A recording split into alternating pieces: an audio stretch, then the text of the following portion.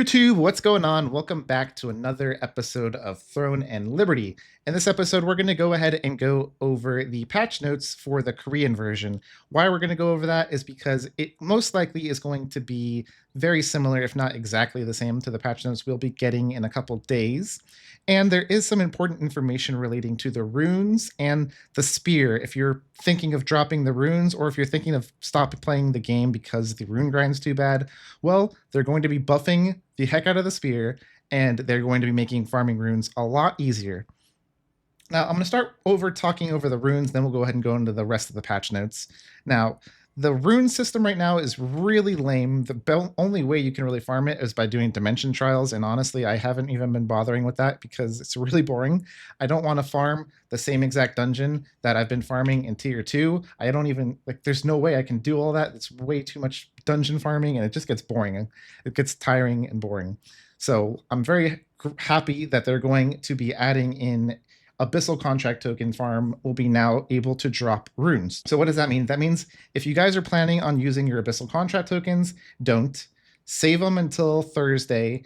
Let these be as close to capped as possible. If you have any of these tokens over here, where are my little tokens at? These. If you've got these, save these until these are able to drop in the runes. If you've been saving them since you've been getting them, you should have a ton of these as well. And we also are going to be able to be getting them through events, guild bosses, and a whole bunch more ways. So a lot of people have been wanting to basically quit the game over the runes. Let's be patient. The devs are listening to our feedback, and hopefully this will alleviate a lot of our concerns with the rune system. Now, enough of the runes. Let's go ahead and talk about spear. Now, if you look at my character right here, it is a spear staff character. It looks really cool. It's got those behind the back. Now, everybody says spear staff is garbage. I personally think it's a really, really good class. Let me show you guys right here. I have a 7 win streak. Granted, I'm still pretty low, but if we look at my games played over here, I actually had a ton of losses already. But once I started to figure out the gameplay style of spear, which is very, very different than most of them, it becomes very crazy. I'm pretty much top DPS in every single one of these. If you look, I got 9 kills, 12 kills, 12 kills. So this class does an insane amount of damage and will put up huge numbers for you in arena and GVG and a lot of things. So all that is just to say that I can go ahead and go over the spear very well in this patch notes. Now let's go ahead and go into the patch notes to tell you exactly what's getting buffed. Now, if you look right here, it says spear skill, fighting rampage. What is the fighting rampage skill? Well, let me show you back in the game real quick. The fighting rampage skill, I believe, is the unyielding sentinel. What the unyielding sentinel does, it will give you CC resistance. As you see right here, I've got it up to 390, and it will give you heavy attack, as well as it will give you a shield if you use the skill specialization for it. Now, let's go ahead and go back into the patch notes and see what is buffed about this skill. They're going to change the cooldown to 24 seconds. If we go back to the game again, previously, what was the cooldown? The cooldown was 43.7 seconds with my cooldown reduction. So most likely, I guess it was like 45 seconds. So this is going to be a massive, massive buff. They're basically chopping off like 20 seconds on this skill. So that right there is already an insane buff, but let's see what else they're going to be doing to this skill. It's also going to last longer. It says ailment immunity bonus, which was the CC immunity that we had. It will now increase the remaining time by 0.2 seconds every time you're attacked, up to a maximum of 15 times. So that means it will increase it by a maximum of another 3 seconds right there. Now, that means that your barrier is going to last longer, your heavy attack is going to last longer, your CC resist is going to last longer. That's going to be very crazy and give already a huge buff to the spear. We also have right here a brand new ability into it. We have the talent Fighting Frenzy, which will increase your melee, ranged, and magic hit for 6 seconds. After 3 seconds, all your AoE hits are increased. Now, I don't know if they're going to swap out the heavy attack for this. They might, because it's going to be kind of insane if this gives heavy attack and hit. But if this gives heavy attack and hit, this skill is going to be broken. As you see, at max rank, it'll give you an extra 410 hit, which that's what a lot of people were complaining over in the tier 2 version, in the Korean version. But in the T1 version, hit wasn't really too much of a problem because of the staff that we have. But this is just going to make it so that way you can use a lot less hit in your build and be a lot stronger. And as you saw, the cooldown was already insanely low with this skill, so we're going to be able to keep that up quite a bit.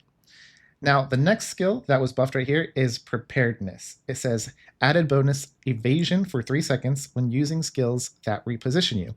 Increased ailment immunity and increased ranged evasion now stack as a single stack instead of a maximum stack. Now, which skill is that and what does that mean? Let's go ahead and go back into the game so I can show you. Well, we'll go back to the game. I believe that skill is a passive skill. I believe that's this one right here, Nimble Steps. What Nimble Steps says is that it says using a skill will increase your collision and bind CC resist by up to 120 for 3 seconds, and it stacks up to 3 times. So it could go all the way up to 360 at max rank. Well, the problem with this skill is that the CC resist at a base 1 dash being 120 does literally nothing. Why do I say that? If we go ahead and actually look, a majority of characters have a base CC right here. If you go to any of them of like 200, I don't even have anything. This is just a base 200. If you've got some equipment, it goes up a little bit. So all characters have a base of 200. So in order for this passive to even do anything, if we go back to it, you actually have to dash 2 times, and then it just gives you 10 more, which is like what, 1% chance of negating anything. So it's kind of trash. Nimble Steps was literally completely useless. I thought it was good. I had it at first, but I just see it's not on there anymore. It's garbage. So I'm really glad that they're buffing this skill. Let's go ahead and see how they are buffing this skill. Now, what they decided to do is they give you the 3 stacks immediately. As if we remember correctly, I said 120 before, 3 times. That gives you the 360 immediately, which is good. That will now give us a chance to actually dodge the bind and immunity, as well as it gives you 420 evasion.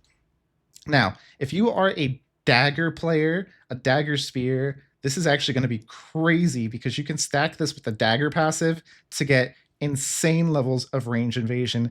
And honestly, ranged people might have a really tough time killing you because of that insane amount of invasion through dagger and spear.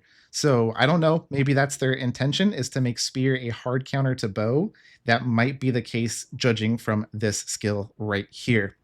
And now that's pretty much all of the buffs. There's just 2 simple skills that are getting buffed, 1 skill, 1 passive. And honestly, I think this right here is exactly what the spear needed to get a lot more play. I think people are going to start realizing that spear is actually pretty viable, and especially with this buff on the Fighting Rampage, or whatever the heck it was called. Now let's go ahead and go over the rest of the patch notes right here. We've got the Frozen Tomb will have a bug fix. Wands will have a fix as well, fix an issue where the skill would not interrupt a player if a player died.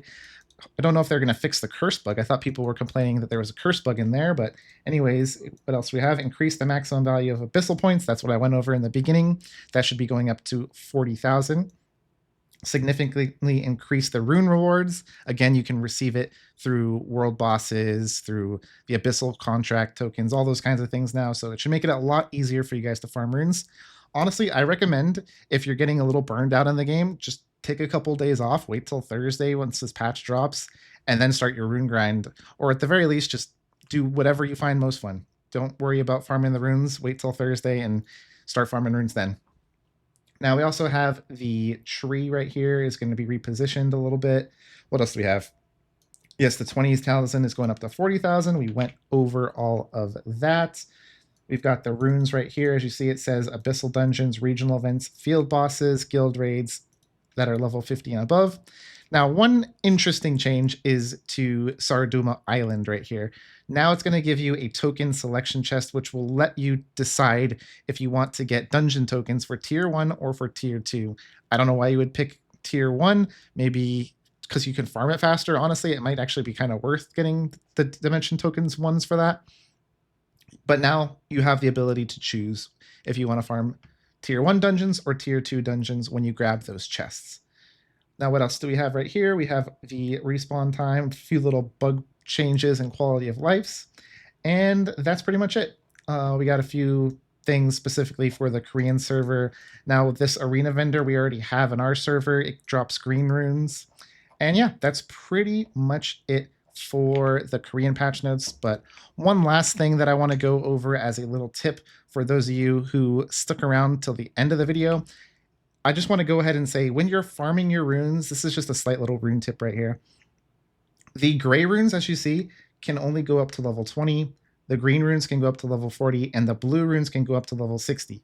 What I haven't seen anybody tell anyone, so make sure you guys do keep in mind, is that I even messed this up. I recommend actually opening a few of these blue rune boxes right here. That way you can get started with the big buffs that you can get through here. You want to get these blue socket, you want to get your blue runes to get those blue buffs.